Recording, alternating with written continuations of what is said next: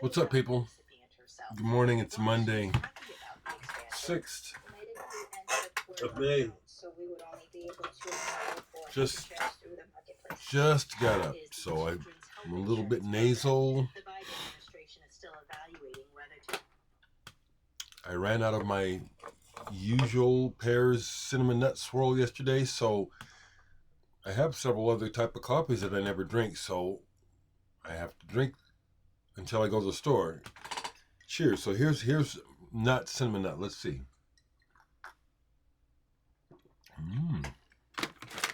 Well, I really do like coffee. The cinnamon nut really is my favorite. I don't get tired of it. You know, it's a welcome, kind of like eggs. I don't think I could eat eggs every single day, but I really enjoy them.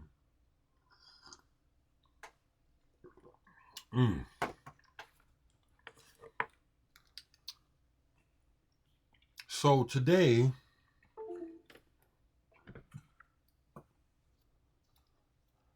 I need to put my studio back up because I had actually taken down my mixing board because mainly because of the situation with Blake.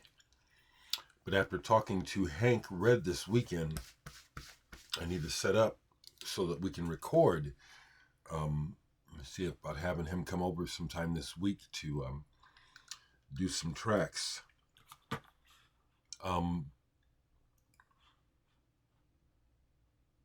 So let me go to the comments. That'll be the way to start today because I did look at them already, and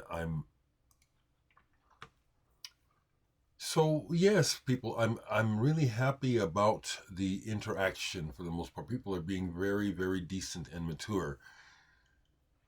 So yes, I'm glad to introduce people to music. There's just so much to hear besides what we get on the radio. Really good to hear from you, Sec. I kind of thought that you were a fairly regular watcher. I love how you explain that indeed the output on Tribe is about the music.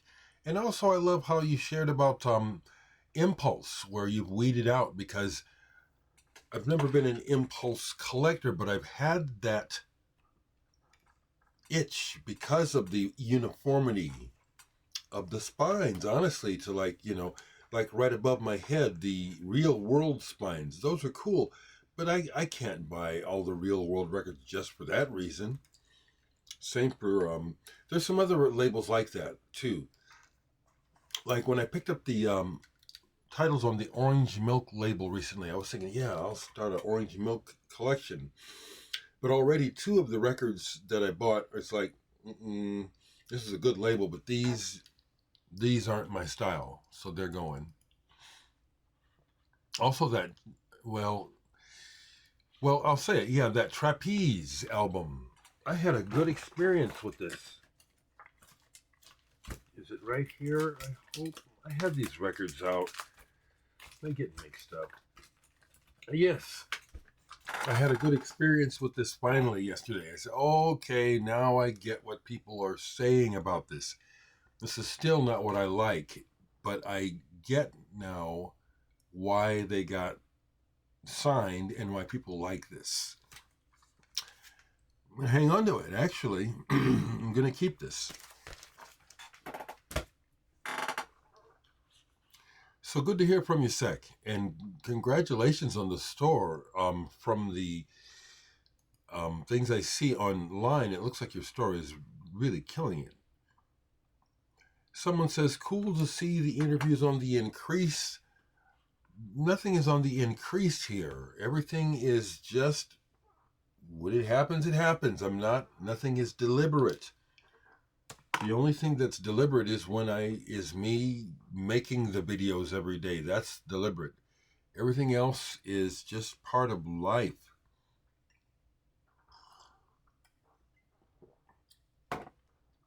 So like, for example, the Edward Caspell, when he feels like it, he'll get a hold of me and let me know he wants to talk. Yes, Kamasi is playing in Omaha next Sunday. I am not going to buy a ticket. I don't have to see the show. More than anything, if I were to go down there, it would be to go down and say hello, reconnect, because that's in many ways more important to me right now. I'm also more interested in playing rather than watching. And along those lines, folks who don't know what this is like, this is some serious stuff that you go through. I'll bring up Paul McCartney as a perfect example because he's talked about it many times back in the early days when he was cutting his teeth. Even though he was playing bass on a regular basis, when they got to Hamburg and started doing those shows all day, he bled. He would have to play on these and break them open every night, and bandages, etc. Someone mentioned super glue. I've done it before. I didn't like it because it tore off some of my fingertips when I was trying to get it off. If you've never been through this, you don't know what it's like. I'm having throbbing pain right now. I'm not complaining, I'm just saying. If you're going to do it, you want to do it right. I knew I was going to destroy my fingers because I haven't been playing. Even when I practice, it's not the same as playing gigs. You build up those gig calluses. I'm glad people are watching the interviews. And indeed, the old cowboy types with the wads of money. Yes, I've seen that too.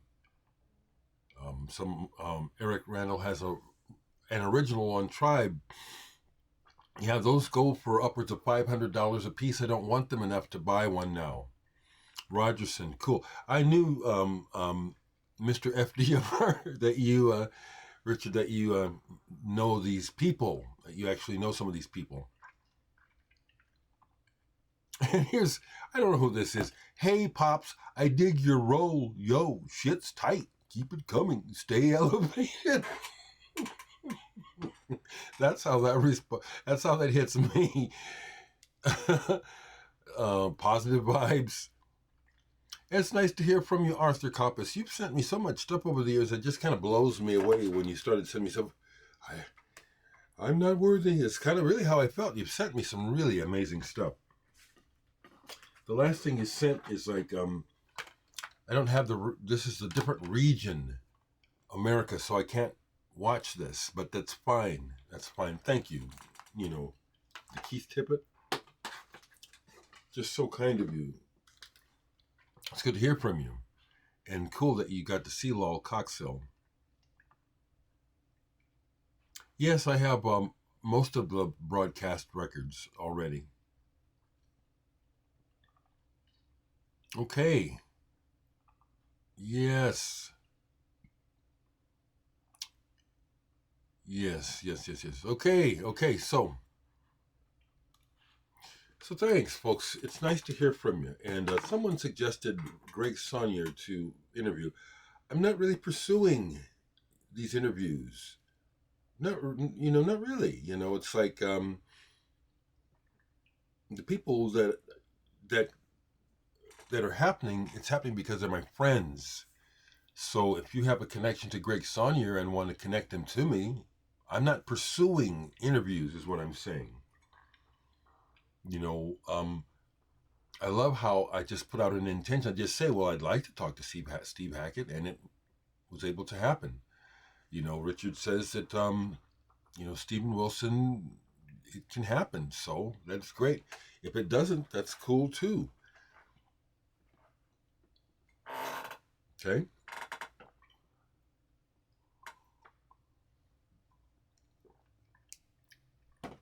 I put it out there, but no one's invited me to visit on their channel. I guess that's where it's at, which is okay. Yeah, these hurt. So if you follow me on Facebook, you'll see what I played yesterday, because I really don't have. I can always dig stuff up. Okay, well that will happen. Recent addition to my Klaus Schulze album. I enjoyed this, but I also noticed how the drum track on this is just terrible. Sorry, it's terrible. The drum track on this is clunky as fuck, and that's too bad. It's an enjoyable album, but I just you got to have that rhythm right, people. Come on, what the fuck, you know? All this clunking around and junking around and shit. Play those drums, people.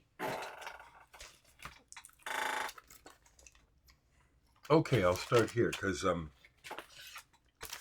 played these both all the way through. Jukka Gustavson was in the band Wigwam, and then he left and went on a spiritual Christian trip. And these albums reflect that. This one in particular, Valon, Vuoksi. Musically, this is fabulous. He it's really a fabulous writer, and the only touchstone I can give this is a bit of wigwam, and then he does orchestral arrangements on here. This is really quite good.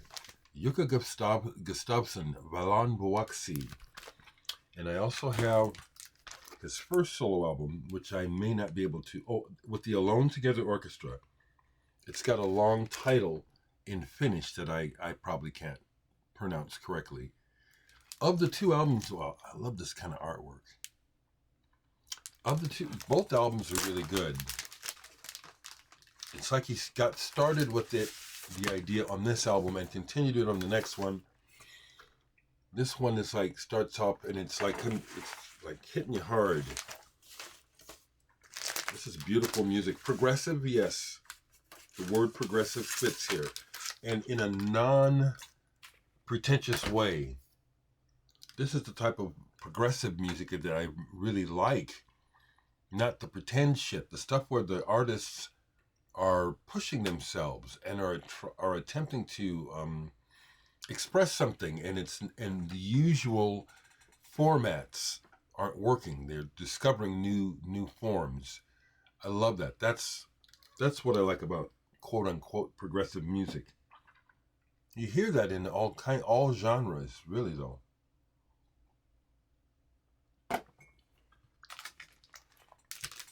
So another album, played this all the way through. Love this album, and I love the early Roxy music, Stranded. Love that cover too. It is a bit sexual, but it's speaking to me on a different level there. I can't put it into words. I love the image. My Roxy music is right here. I really like that band. I've talked about them before. Oh. Let's show some records, okay? So, right over there is the R's and Roxy. First, the Roxy band, led by Bob Segarini. Good pop writer. I think he's already gone. Good album. Then,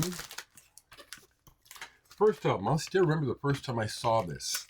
I was so happy my friend Paul Reese had the money to buy it when it came out.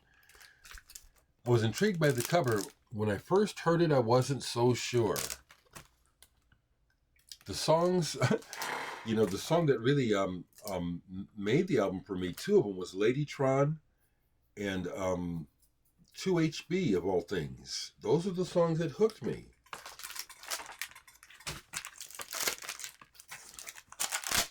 And that was the Steven Wilson remix. Here's a German pressing on Polydor. I loved this when this came out. For Your Pleasure, bought this right away. And I've shared this before, that My progressive rock friends, my main circle of friends, couldn't get to this. They thought this was garbage. I can remember that from my friend Mark. He said, "What is this garbage, Dereck? What is this shit?" Killer album. Then I showed you Stranded with the ladies. They got the ladies going on. Country Life. Michael Caroli's sister is one of the ladies. I forget which one. Another great album. As well as Siren. They were on a roll with these albums. These albums kill. All of them. All the way through. Then I finally got to see them on this tour. Manifesto. I saw the Roxy Music Manifesto. Excellent. Still like the band. Still like the songs. This album, Flesh and Blood, is a stinker for my taste. Valon, classic.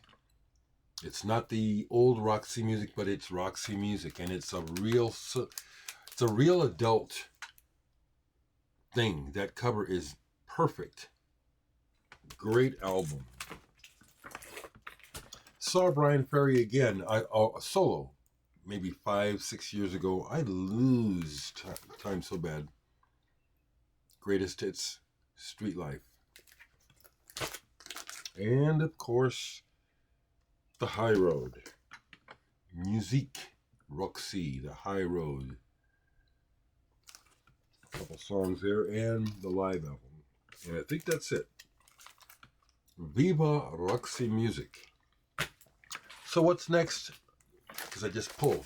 The next thing is something was sent to me. It's a Polish orchestral rock band, RSC. And this is okay. Honestly, I've listened to this several times. It's just okay. It's a neat one to have in the collection.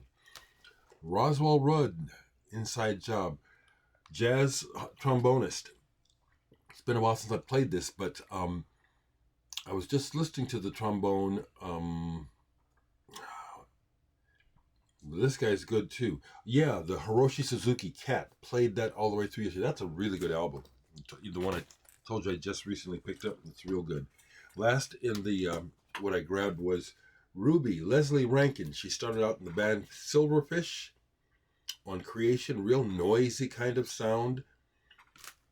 The woman intrigued me because she's not pretty, but she's intense, and as a result, she's attractive to me. You know what I mean? It's tiny meat, 12-inch single. I like those graphics.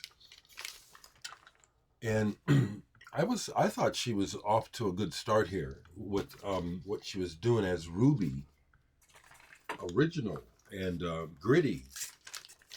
But I thought it kicked. I thought it kicked ass, really. I don't know what happened. Maybe the music scene was too much for her. I don't know. Maybe she got married and has a family. I was showing this online yesterday. I didn't play it, but this is one of my all-time favorite albums, Egg. Associated with the Canterbury scene, Dave Stewart. This is just a fantastic album of organ, keyboard led. Just some of the best. And I will top this again because I played this again all the way through yesterday. This is extraordinary. This is the kind of thing that I love to find. This is not dark. It's deep. And it's real creative. A Bad Diana. I need to pull out her other album and revisit it. It's been years since I played it. Okay, folks. My heart goes out. There's nothing we can do about the calamities that are facing the world, like the weather, not just here in America, but like in Brazil. My God, the flooding. It's tragic.